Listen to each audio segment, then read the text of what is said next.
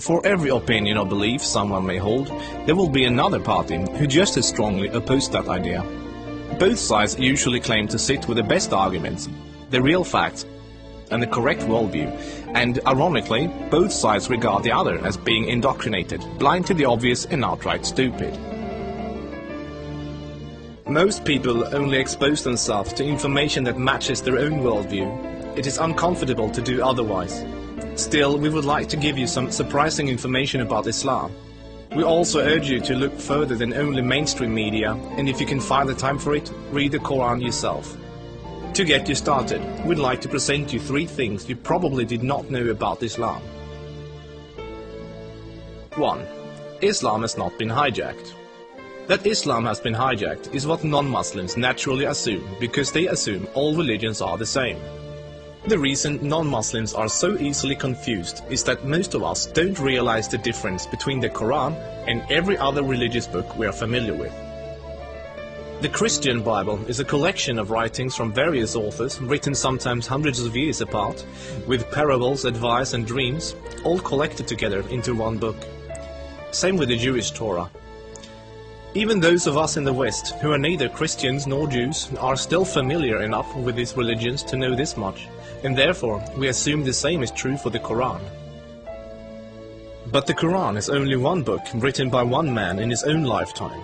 It is meant to be taken literally, and it is not full of symbolism or vague analogies. It is mostly direct commands. Of course, the Quran contains contradictory statements, just like other religious books. But the Quran itself provides the reader with a way to know what to do with the contradictions.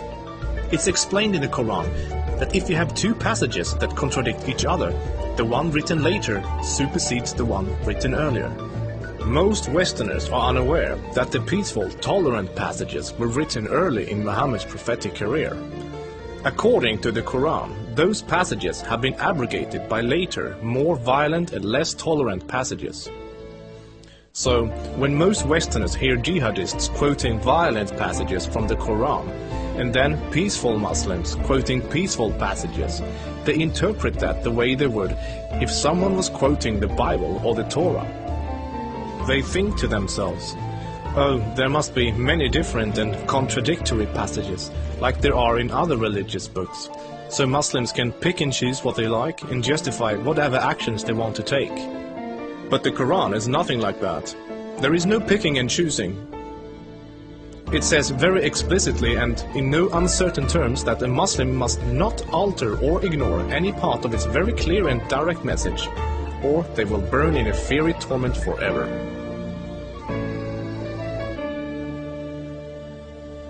2. Striving to institute worldwide Sharia law is a religious duty. Many people don't realize how politically oriented Islam is at its core. In fact, Islam is less of a religion than it is a religious ideology. It includes a mandatory and highly specific legal and political plan for the whole society, Sharia. There is no separation between the religious and the political in Islam. Rather, Islam and Sharia constitute a totalitarian means of ordering society at every level, including ritual worship, transactions and contracts, morals and manners, beliefs and punishments. In the Quran, Allah makes it clear that man-made governments, such as a democracy, and free speech, such as criticizing the Quran, are abominations and must be eliminated. The modern expression creeping Sharia is used to describe the slow, deliberate and methodical advance of Islamic law in non-Muslim countries. Official Sharia courts already operate in the UK, handling cases ranging from divorce and financial disputes to domestic violence. Attempts to introduce Sharia in the legal system in Germany, Sweden and other European countries are ongoing.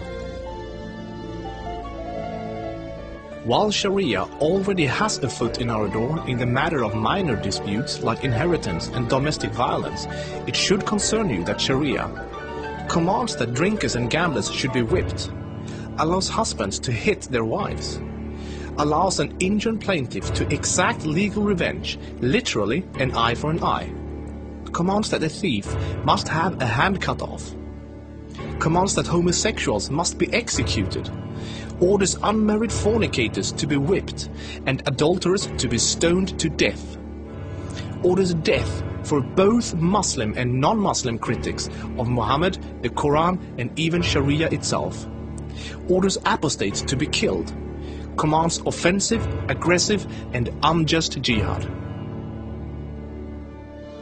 As written in the Quran, Sharia is the law of Allah. Any other form of government is a sin. It is the duty of every Muslim to keep striving until all governments have been converted to Sharia law.